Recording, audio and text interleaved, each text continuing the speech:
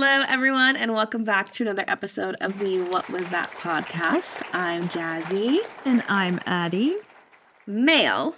No, like mail, like the post. Oh, okay. Okay, sorry. Yeah.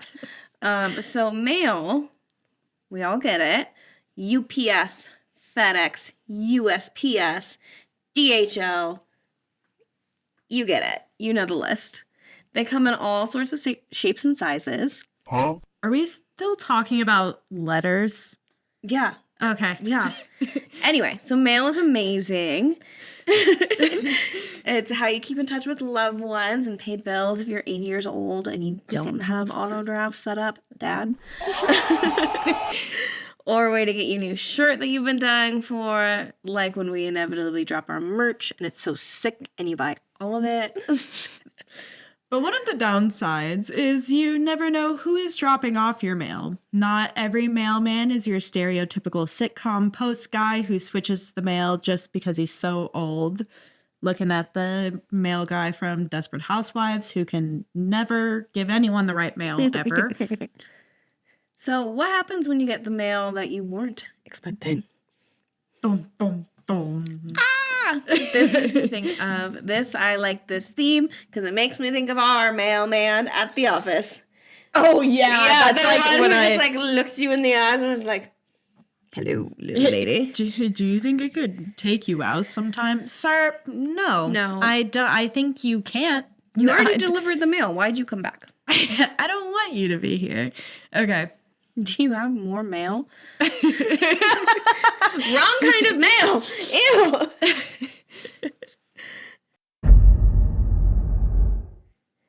Story 1. If there wasn't a camera, I'd poke a little higher. Wait, okay. What? Pause. Huh? This takes place in the summer of 2020. 2020. Why did I say it like that? The year of our Lord and Savior. I was this close to saying 2002. 2002. No, this is 2020. 2020, baby. Yes. Yeah, my brain's like, let's be horrible dyslexic. Year. It's probably trying to make it into something else. Every time somebody says 2020, your eye kind of like twitches a little bit. Yeah. Yeah, it's a trauma response. Just like, nope. This takes place in the summer of 2020. I had just started my new job of being a package handler, and boy, does it get really hot in those warehouses. I can imagine. Even though I had ice water in one of those thermostat-type bottles, I still had to fill it with more ice to keep it cool and hydrated. Thermostat? Dear, I don't think that's... Thermos. I think it's thermos. It says thermostat. I see it. But whenever you read it, I immediately was like,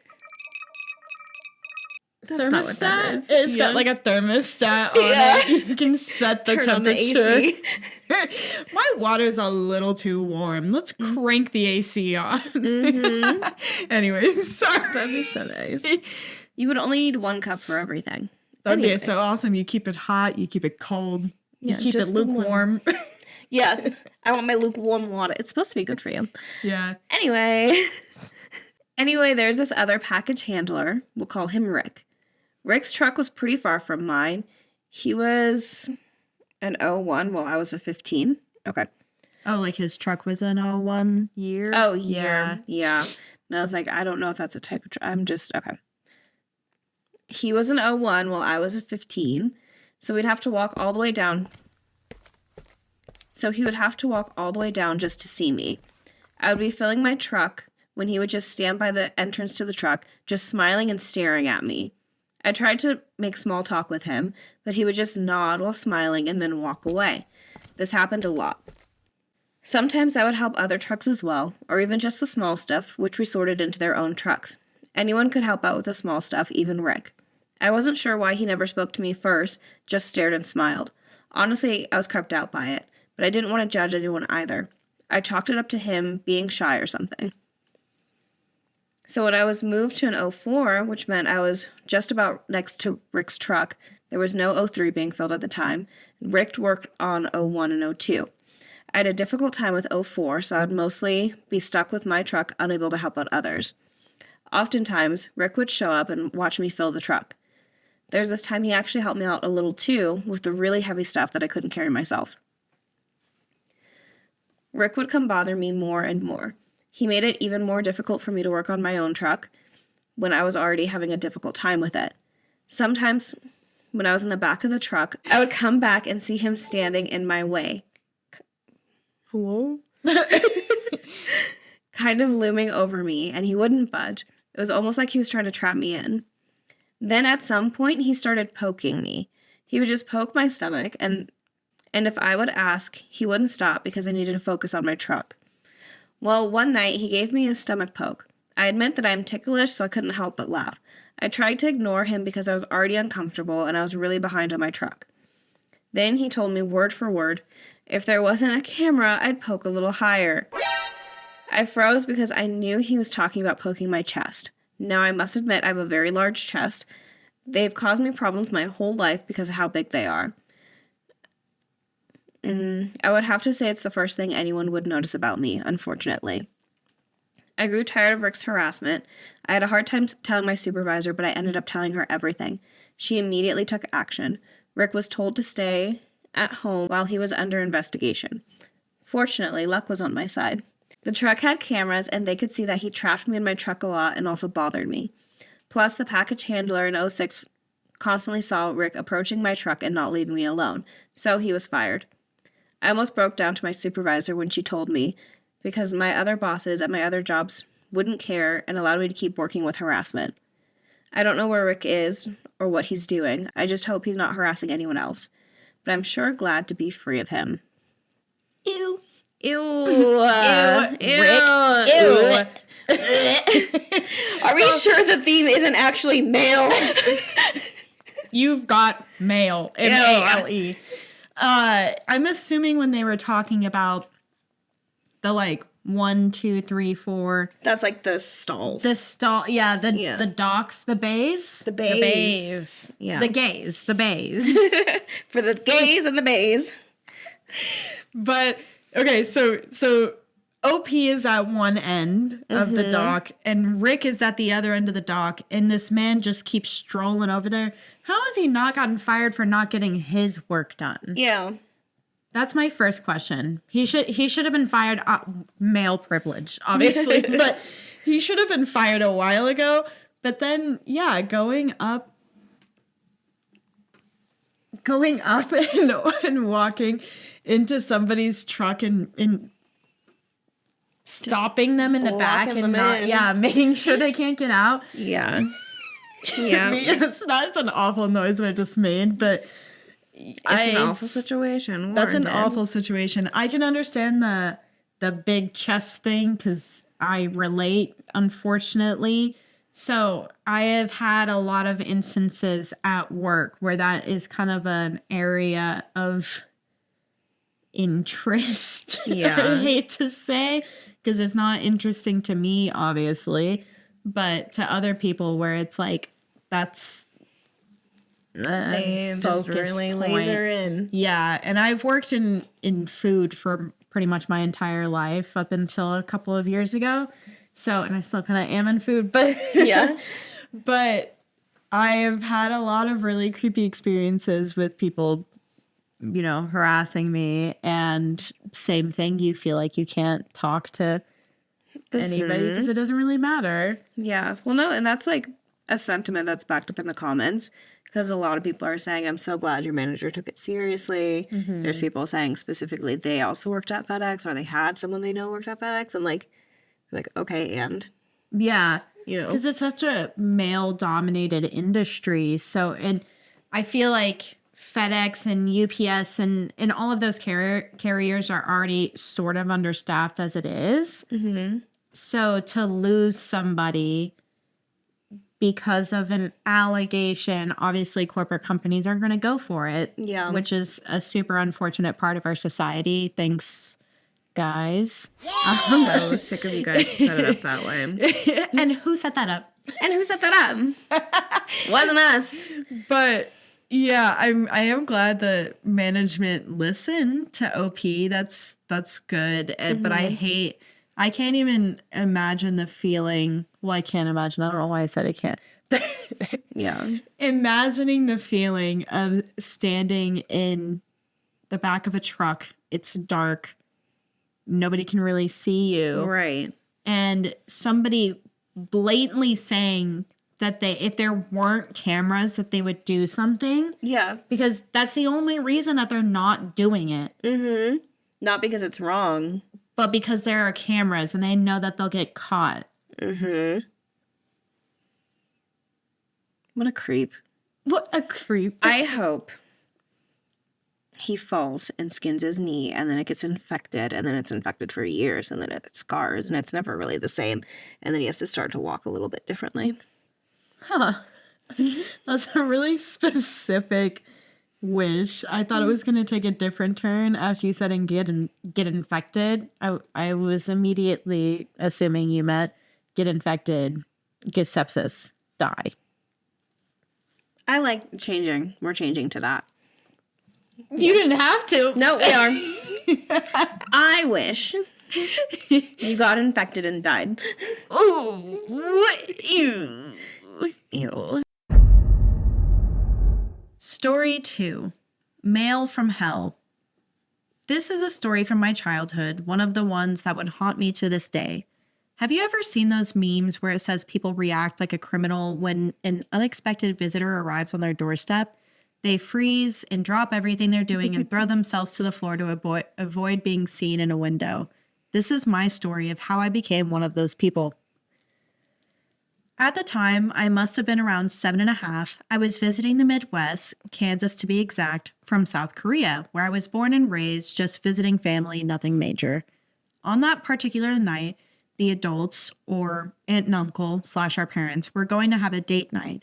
So our parents had ordered us pizza before they left and waited for it to arrive, so that we didn't have to open the door for anyone. My aunt and uncle had 2 kids, 2 boys to be exact, and they were ages 15 and 8. Like I said before, I was maybe 7.5 at the time. My older sister was 11, and our baby brother was the young, tender age of 3. So all in all, we're ready to just have a night of fun and games. After all, it wasn't often that cousins got to get together like this. They lived in the States and we lived in Korea, but we loved each other dearly. We saw our parents out at the garage entryway. They made sure we knew the rules and we could recite them back to them. They also made sure that we knew where the telephones were and the emergency numbers to accompany them. It was just a typical night of no parents, or so we thought. It had maybe been an hour, maybe 2, after our parents left. We were downstairs in the basement in the playroom, or game room, whatever people like to call it these days. We were down there just watching movies, playing air hockey, things of that nature, just being kids. We weren't being loud or anything like that, and even if we were, it wouldn't be too big of a deal because the way houses were in Kansas, the basements are built into the ground in case of a tornado. I had gone upstairs with my oldest cousin because I wanted to drink the chocolate milk and I couldn't reach the cups alone. So we wandered upstairs to the kitchen, which was on the far end of the house. The others stayed downstairs continuing their games. We had maybe been upstairs for 15 to 20 minutes because while I was drinking my milk, my older cousin was making snacks since we were planning on watching a movie. Then, all of a sudden, we hear the doorbell ring. I remember my cousin looked at me and told me to stay there because it was odd that the doorbell was ringing. It wasn't late, but it certainly wasn't early. And I say this because it was summer and it was around 8 o'clock.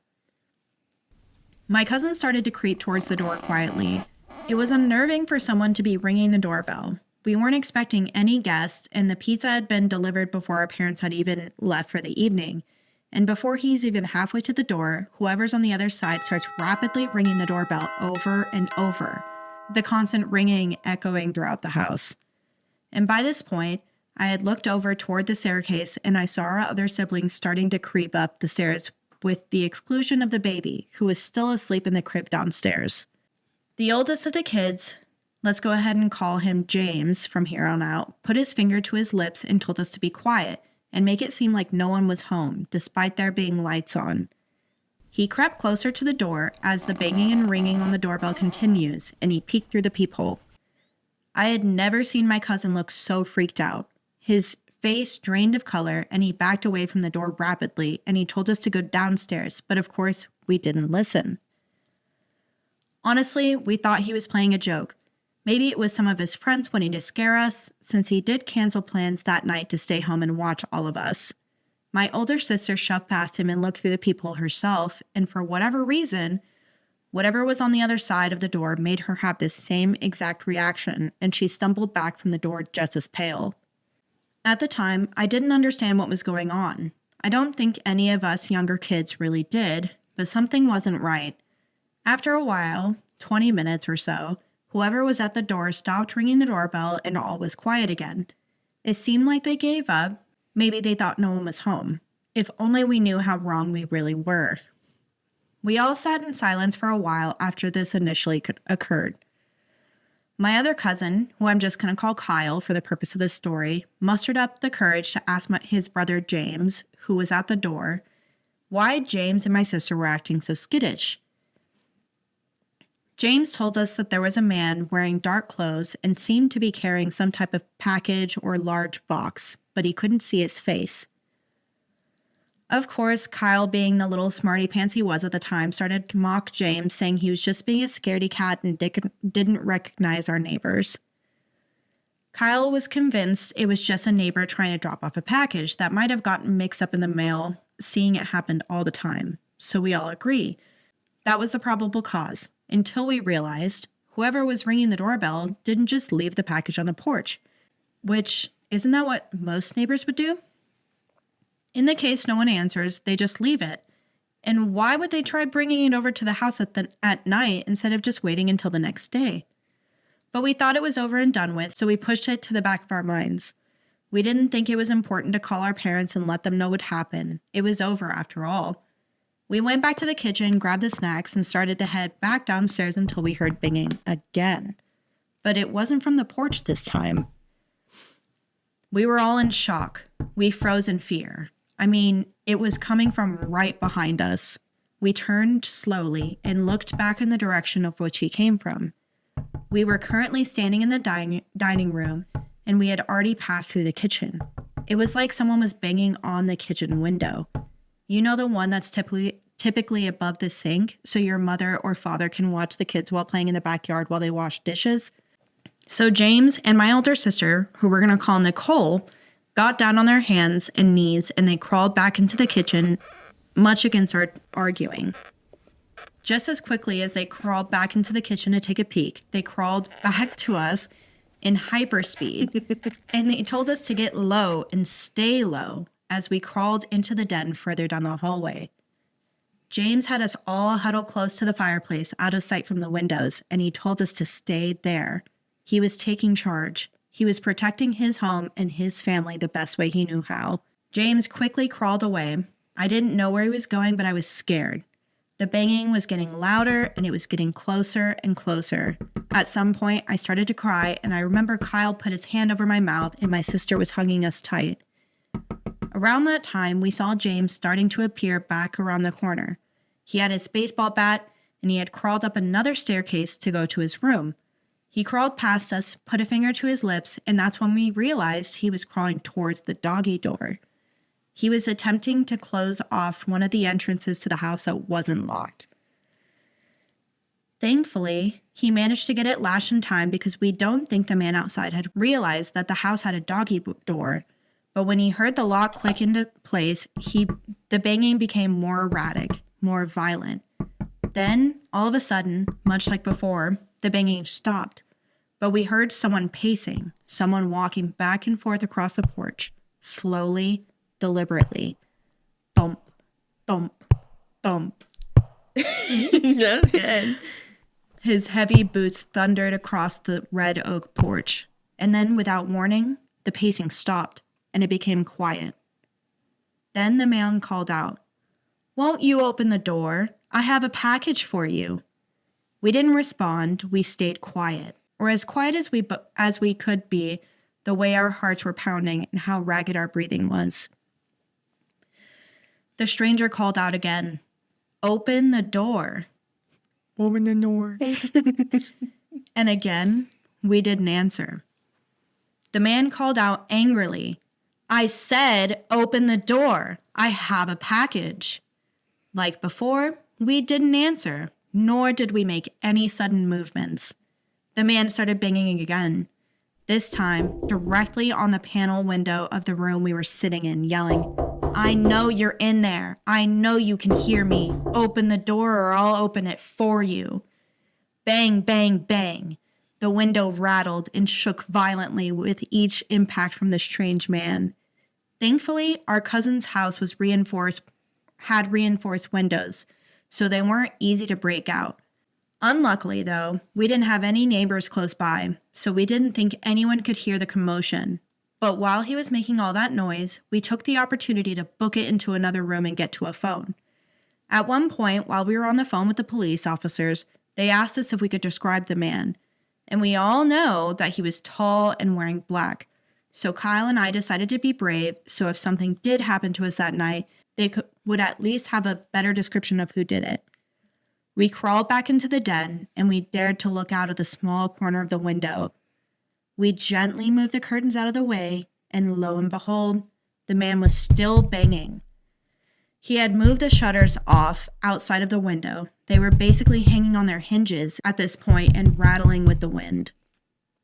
We made eye contact with the deranged man, direct, soul-searching eye contact. I don't think before this night I'd ever believed there was pure evil in this world, but when I looked into that man's eyes, I didn't see a soul.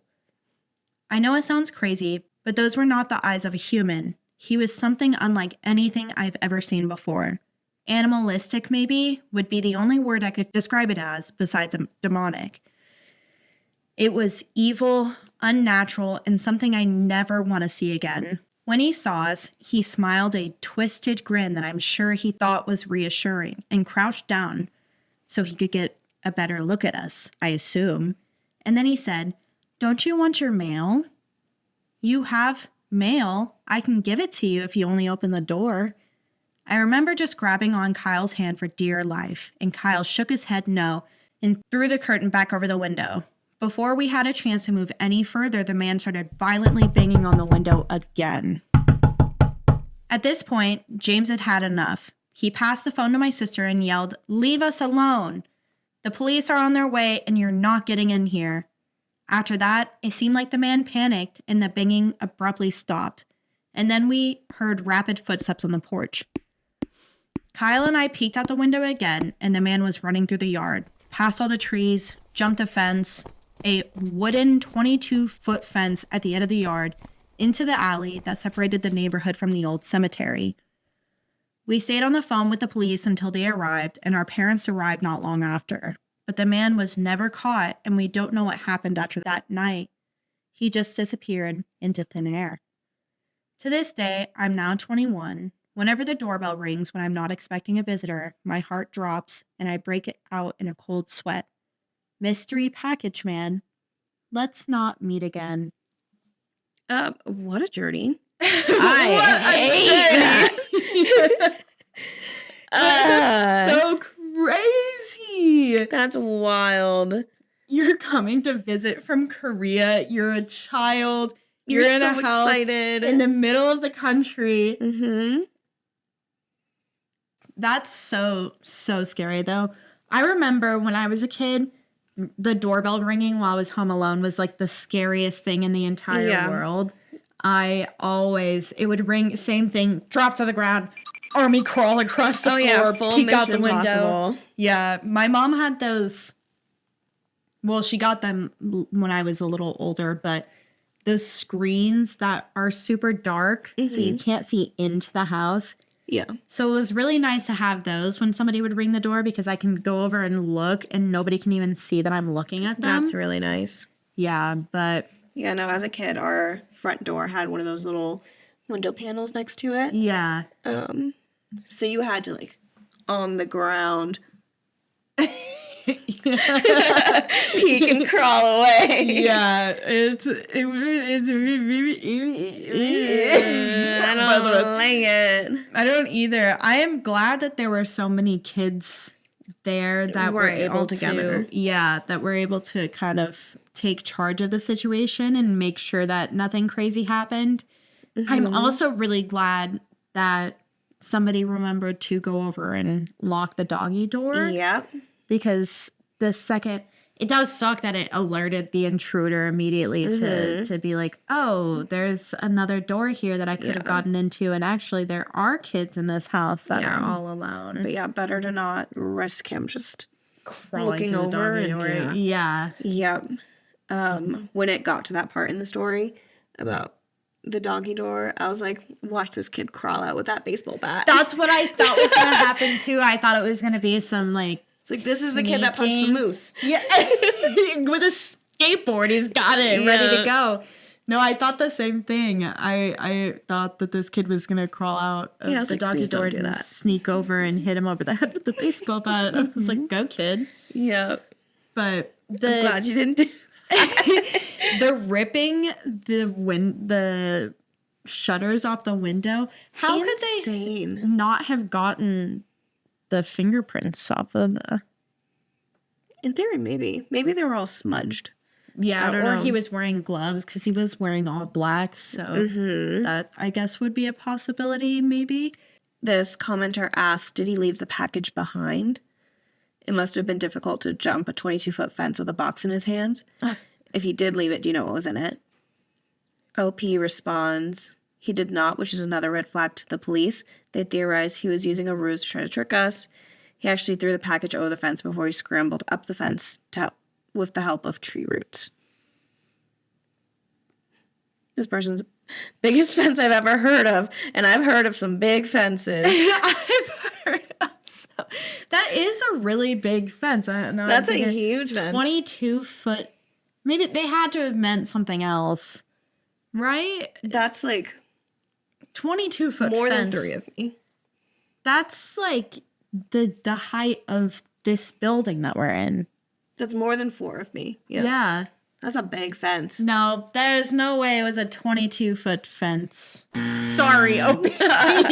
Actually, you're kind of wrong on this part because it's not a 22-foot fence. That's a big fence, and I've seen That's a lot huge. of, that's like the wall I know that they're fences. building. Yeah. That's what. Well, people can just hop right over it, so oh well. What is the Great Wall of China if not just a really big fence?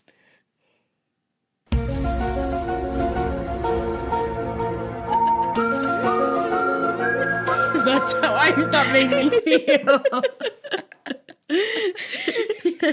You know what? When people are talking about little white picket fences, no, I don't want a white picket fence. I want a giant stone brick wall that has patrols and little turrets with little fires on top. I want the Great Wall of China. I don't want a picket fence. No one's getting over here. Great Fence of China. The Great Fence of China. Your computer's about to die. No. Anyway, it does suck that they weren't able to get a better look at the dude dropping off said package. Yeah, I wish I would find him. Have you heard of all the different types of bamboozled tricks that people will use to lure you out of your house? I've heard packages. I've heard the ones with like the baby carrier. Yeah. They'll just leave one either on the side of the road or outside of your house. Yeah, and put like a little voice recorder in it. There's also been a lot recently where people will come up and act like they're in an emergency. And they'll be like, somebody's trying to get me, or I'm in a bad situation. I need help. I need to call the cops. Like, open the door. Yeah. Me That's opening the been- door for my neighbor. I know. That's what I'm Yeah. saying. And that's been a huge thing now. And I'm way too paranoid for that. If somebody rings on my door, I'm immediately going to answer. I won't even answer my doorbell camera unless I think that I might need to. But if I open my doorbell camera and I see some two guys standing there in white button-down shirts with a little Bible and a name tag, I just hang up on the call. I'm like, no, thank you. I've seen The Heretic. I don't think I've seen that in a long time. It's the one with Hugh Grant.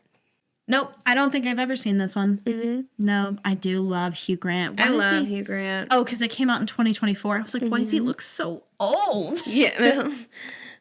Time is a cruel mistress. Time is cool. He's so fine still now, though. Yep. Doing his little creepy pyramid hands.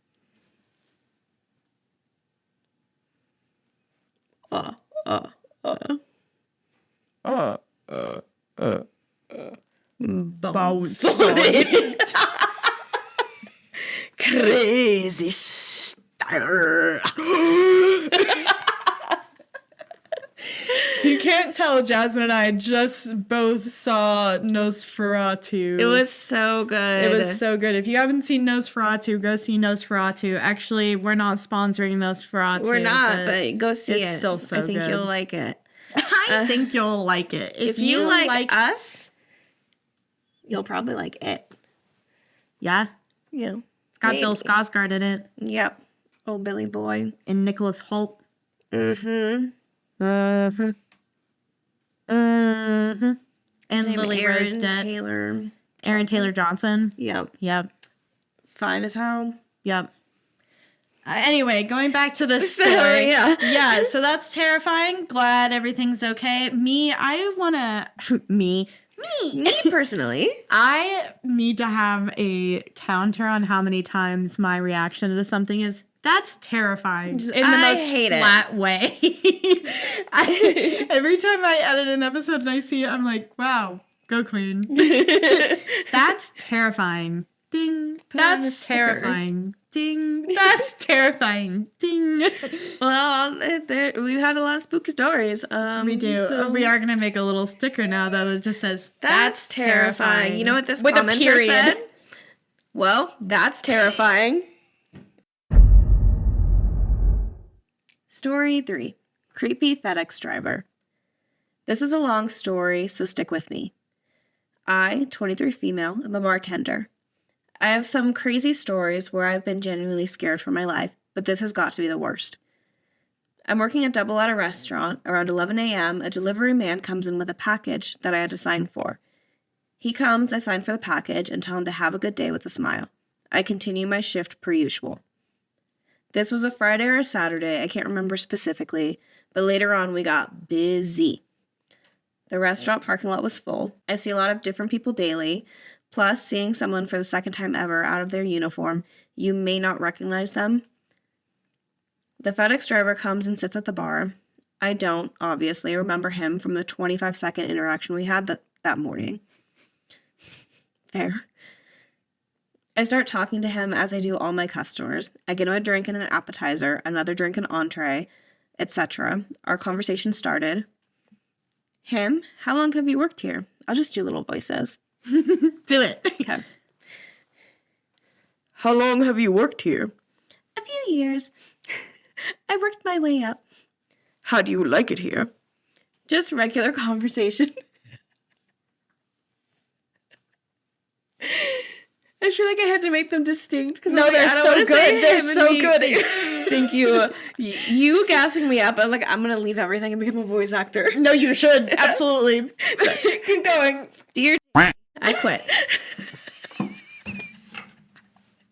I'm leaving everything and becoming a voice actor. Yeah, Catch me in New York. Breaking up because I have to go become a voice actor. Just regular conversation with a bar guest. It slowly became not so regular. He asked me if I had a boyfriend. I said yes.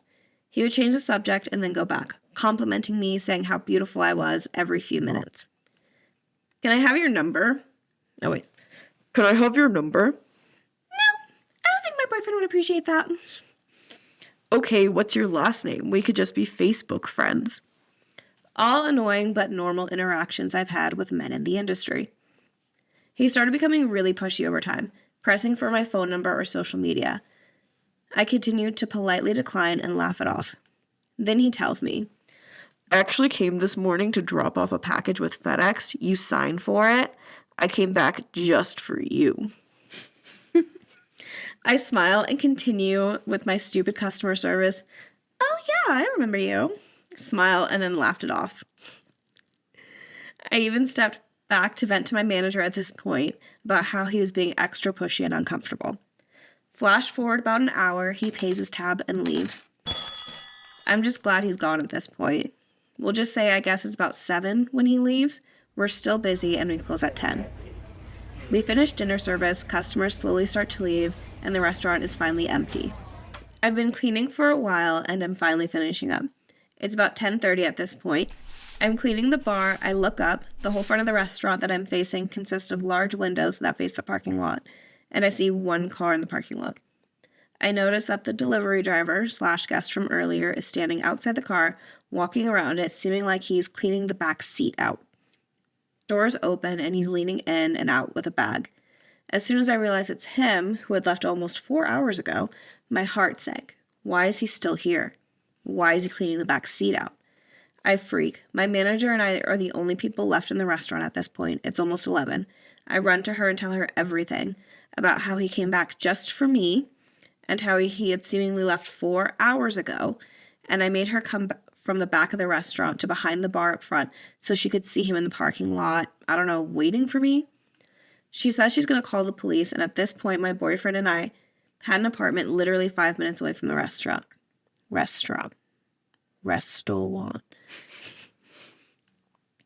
told her not to worry about it. I'll just call my boyfriend to come get me. I did just that, but my boyfriend could immediately tell something was wrong. And when I'm scared / anxious, I ramble. So I gave him a quick debriefing of what was going on. He said he would be there soon and hung up. My manager made me sit in the office until he got there, so I didn't see this go down. All I remember is my boyfriend coming into the restaurant to get me, walking me to the car, through the back door, and getting me home. My boyfriend, who is very confrontational and protective, later tells me that he pulled in the parking lot to see the FedEx driver sitting in the driver's seat of his car. My boyfriend walked up to his car and knocked on the window for him to roll it down. He does, as my boyfriend tells him something along the lines of, "You need to get out of here." This is where the scariest thing happens. The dude responded to him in a different language, mumbling and acting like he didn't speak English. My boyfriend said something like, "I know you speak English. You've been talking to my girlfriend all night, so you need to get out of here."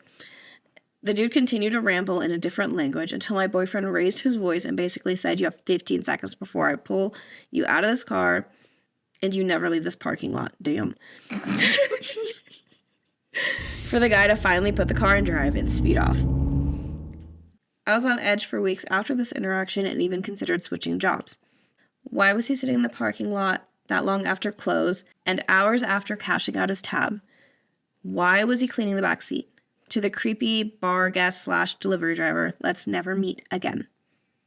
Ew, me. That's the second time I've responded ew to a story. Ew, I hate it. That reminds me, and Jasmine and I she was there, so she knows the story, but obviously I'll retell it for the sake of comedy and content. But we had a postal person who would come by the office every single day to drop off our mail because they were USPS. And he was probably like late 40s, I would say. But one of those guys that has never grown out of his 20s, you know, shaggy hair, wore a backwards cap all the time, sunglasses, board shorts, and his USPS shirt, and constantly smelled like cigarettes and would just be like, "Hey, what's up?" and give the mail. So me, I'm nice. I say hello. I get to know our drivers because they come to the office almost every single day. So I'm like, "Hey, what's up, Bill?" you know? But this guy comes up all the time and I'll be like, "Hey, how you doing? How's it going? You having a good day? Cool. See you later." It's always just very brief, normal, small talk conversation. Well, one day, Jasmine and I and our boss are standing up at the front. It's what, like 5 o'clock? 5 o'clock, weekday. No one else is there besides us three. We're hanging out. We look up and we see a truck pull into the parking lot. And all of us look at each other like, who is this? Do you know whose truck this is? None of us know. Mm-hmm. None of us know. This guy gets out of the truck and comes up to the front door, rings the doorbell. He's dressed kind of nicer. Yeah. And rings the doorbell. And we're all standing up front so they can hear everything that's going on. And he pretty much says that he thinks I'm really cute and that I'm really nice and fun to talk to, and he wants to take me out on a date that night. Yeah. Asked me if I wanted to go out that night. Yeah. That's it. That's It was- all. yeah. No, I remember me and our boss standing in the kitchen being like, Yeah. oh my God. Just completely coming on to me, and I said, sir, I'm so sorry, that's very nice of you, but I have a boyfriend and I'm not interested. Thank you though. Yeah. And after that, he was just very weird with me. Every single time he came to the office, he was very short. He no longer comes to the office anymore, which is cool. He does not. But there is also a FedEx driver that comes and will ask for me by name if he does not see me, or will just like leave and be awkward. Yeah. No, I remember there was a day that he was there and you weren't. You were, maybe it was a Monday. I don't know. Yeah. And he's like, where's Addison? And I was like, not here. Can I just have the package? Like, Yeah. And I mean, it's cool to talk, but I don't know. It's very odd when they start asking for you specifically. It's like, and it was like kind of like looking like back a little bit. Yeah. Like, where's Addison? Like, you're going to come around the corner any second. yeah. And I see him do that too, because now, you know, our boss rings the buzzer and she doesn't have to see anyone walk in, and I'll get up just to make sure the door opens, and I'll see his head like pop over and look around, and I'll duck down and kind of walk back to my desk. I'm like, no. Yeah. No, I don't like using the door buzzer because I like knowing who exactly is there Yeah. before I let him in. Yeah. Because we do have that person. And this is a little Some lore. little tidbit. Yeah. For you. So there's this guy named, and I'm gonna bleep all of this out. He is in prison. And he, for assault, which actually was assault, I read the court files just to see what was up. He's been in a documentary. He got a settlement from something in prison, which is good for him. But then something else happened. I don't know. He's still in prison under psychiatric care because he's just a little not all there. Yeah. He writes us letters. And has written us letters for 2 or more years now. Yeah. So I have a stack of letters in my desk of this guy writing to us. And then I get voicemails from him where he just kind of rambles for a long time and talks about the prophecies and talks about how he's going to like pay us a visit because he loves us and we're his favorite. Yeah. No one knows who this man is. No. Not a single person. He never mentions anyone by name, only by company. And we're always afraid that he's just going to kind of show up one day. Yeah. Yeah. Yeah, because he does say he's going to do that. So, A lot. He's been saying it for years. Yeah. So There's that. like, not that I'm like hoping he stays in jail forever, but you know. But also I'm hoping that he never comes to Just the don't office. come this way. Just don't come this way. Yeah. Yeah. Yep. Leave us alone. Anyway, story 4. Story 4. Okay. Story 4. You've got mail. You've got mail. This is definitely not the creepiest encounter I've experienced, but it has stuck with me since. I, 24 female, used to go to a smaller university in my city where I worked as a bartender at the university bar. I also lived about 5 minutes away from campus, which was really convenient for most of the time between classes for naps. But it lost its touch after this encounter.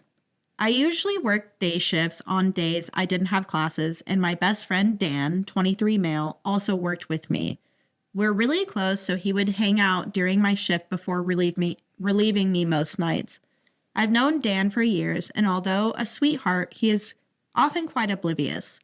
One day, while Dan was sitting at the bar entertaining me during my shift, a guy sat next to him. The guy seemed normal, around my age, and wasn't bad looking either. He had blonde, disheveled hair and pretty sculpted muscles. He had also clearly come from a construction site because he had work boots and a hard hat helmet hanging from his belt. Okay. This wasn't unusual because we did have a lot of construction near us, and most construction workers in the area were also students at the university. I struck up a conversation with him, going through all the customer service chit-chat that I was used to saying. When I was busy with another customer, he turned to Dan and started chatting with him, and they seemed to get on quite well. However, I could tell every now and then that the guy kept on sneaking glances at me, which was flattering at the first couple of times and not uncommon as a female bartender. But the longer he did it, I realized there was something about him that was off when he looked at me. Rather than flirtatious, it was like he was watching me, watching exactly what I was doing, where I was going, how I walked, how I greeted people. It was like he was surveilling me, sizing me up even. This really set me off for obvious reasons, but also because I've dated a couple abusive, controlling guys in the past, and the behavior seemed all too familiar. This was when he started to loop me in on him and Dan's conversation. He asked if we knew each other. Obvious answer, yes. We had been joking with each other when he arrived. He then asked how we met and kept asking personal questions about the two of us. I already saw his ramp up coming a mile away before he asked if we were dating. Dan laughed because we get that all the time. We're really close and very comfortable with each other platonically. Dan, being his oblivious self, said no and that he was dating his girlfriend whom I adore, but that I was single. I immediately saw a shift in demeanor from the guy, who then turned to me to smile. Although a pretty ordinary response, it sent chills down my spine. Many people would think that he was just happy to be able to flirt with me freely, but the look in his eyes was telling. He was pleased because he wanted me to himself. Now, to take a step back, I know that seems like a slight overreaction, but trust me, I know the type of look, and it was frightening as all hell. After that, he started asking me more personal questions specifically. I tried to go to other customers and act busy to avoid him. Sometimes Dan would answer for me, and I swear the dumb kid thought he was wingmanning me so good, but he was so wrong. Oh, Dan. Oh, Dan.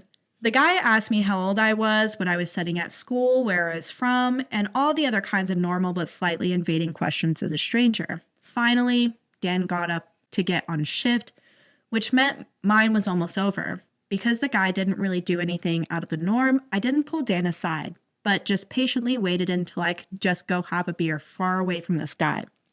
As Dan went into the back, the guy turned his sole attention to me. He asked me what kind of shows I like to watch, and I answered half-heartedly as I cleaned behind the bar near him. Then suddenly, I looked up and saw that his face was inches from mine. He had leaned up onto the bar and I could literally smell him. That's how close he was. He then asked me if I lived alone. I did at the time, but there was no way in hell I was telling that creep that. So I gulped, shook my head, and said I lived with 2 roommates. I thought adding 2 bodies would deter him. He leaned back down onto his seat and hummed. I saw a gleam in his eye that left me convinced he knew I was lying. At this point, I was shaking, which is really frustrating and unusual for me because I often keep up a rather stoic appearance when it comes to creeps. He seemed to notice and smiled. Then with a nod, he got up, put on his jacket, and said, "See you later, Gemma," and then just left. Just in time for Dan to come out of the back, the bastard. Dan saw immediately how shaken I was and asked what was wrong. I could barely respond because the thing was, I never introduced myself to the guy. I'd forgotten to. And no one around him had said my name. I know because I asked Dan if anyone had, but the guy knew my name.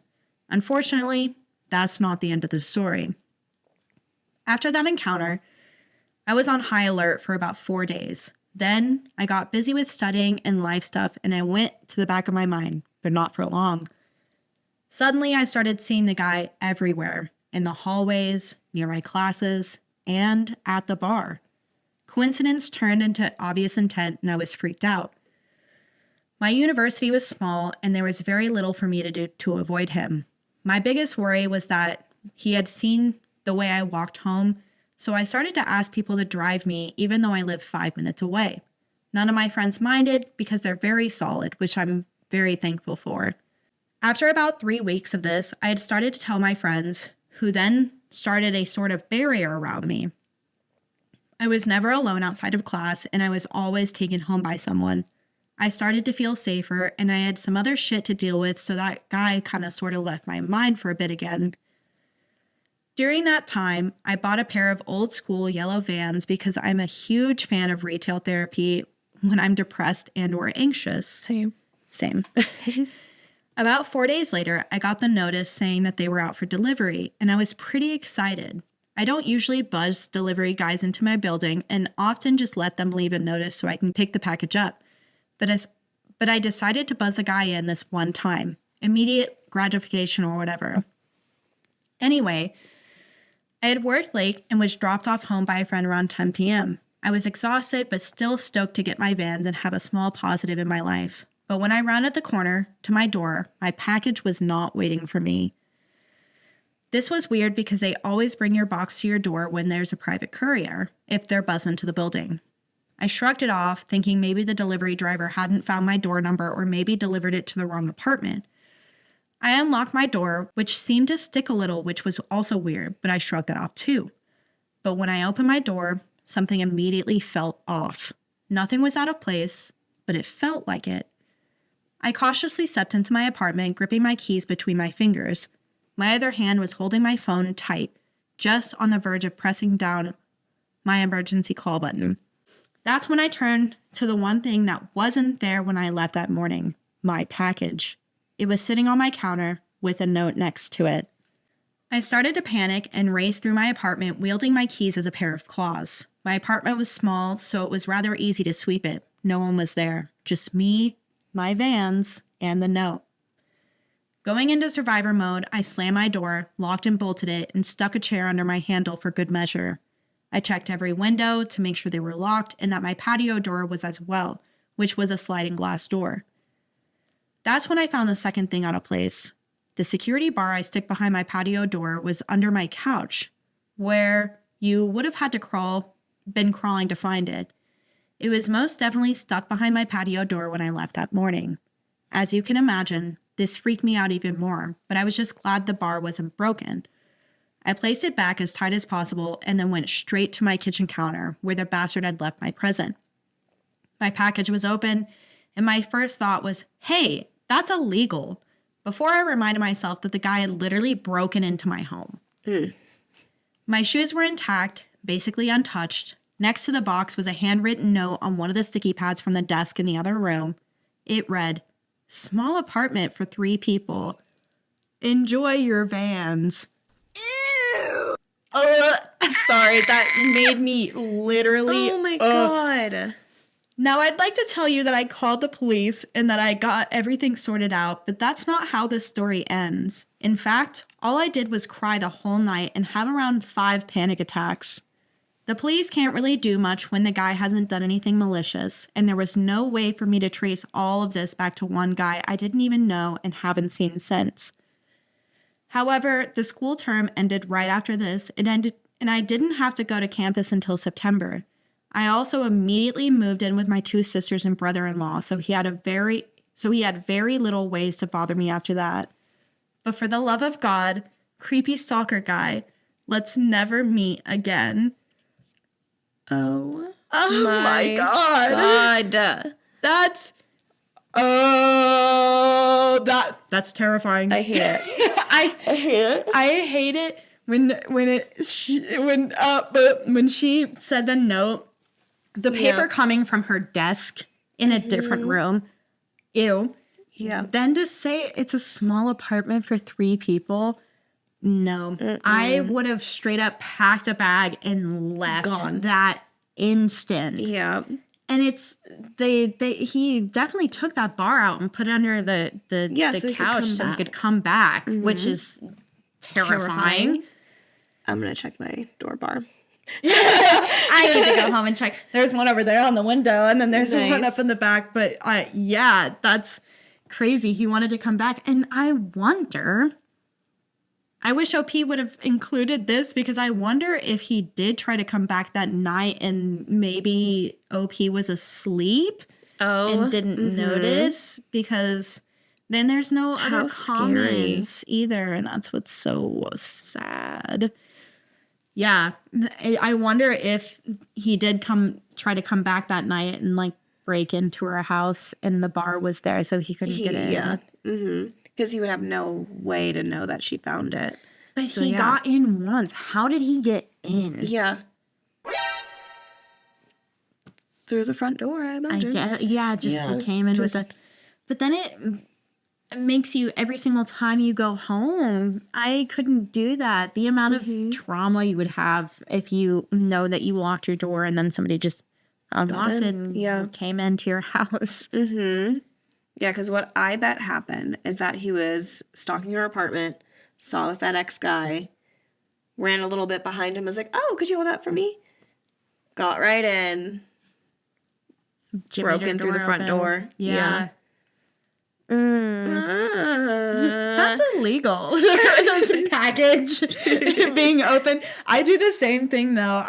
If somebody opened my package, I'm like, that's illegal. Well, there was a package that was delivered to my apartment, and it was actually for the people who lived there before, but I was expecting a package, so I didn't think anything of it, and I just opened it, and I was like, this is not for me, and I was like, You just That's admitted to a illegal. crime on air.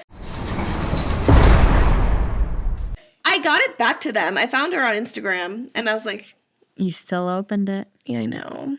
You hear bad that? of me. Jasmine just admitted to a federal crime I'm a on criminal. a podcast. Yeah.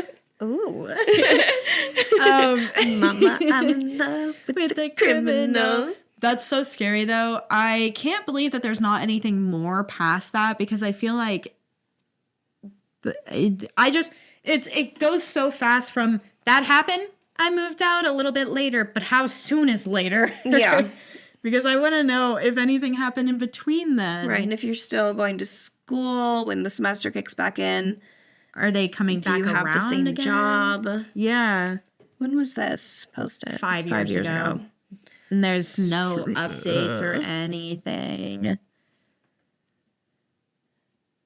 Yeah. Yeah. Yeah, and the OP hasn't even... Yeah, they're not active, really. Yeah. That's so scary, though. Hate it. Hate it. And that's why it's hard to get mail anymore, because people are crazy. People are little freaks, and I hate it. Yeah, I don't even, if something gets delivered to my door, I have my little doorbell camera, so I wait until I watch them leave Yeah. before I go down and get anything. Most of the time, I don't even grab it either. I make Quentin go up and grab it That's fair. because I don't want to get snatched. No. Nope. I don't want to get kidnapped. I don't either. That sounds awful. Getting kidnapped does not sound like a lot of fun. No. Well, if I didn't want to open up a P.O. box, I definitely do now. I know. Now, every time a delivery driver rings my doorbell, I'm going to be really nervous. But don't let that influence you not to order things online, like when we inevitably sell merch.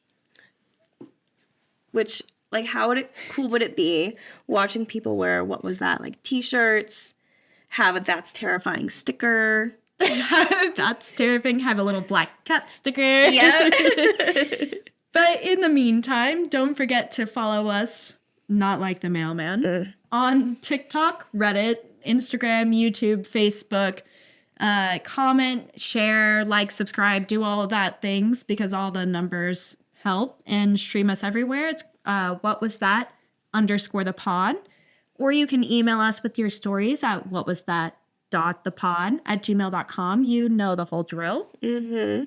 That being said, I am expecting a package, oddly enough, so I'm gonna get going. Yeah, I think I am too. Wait. Did you hear that? What was that?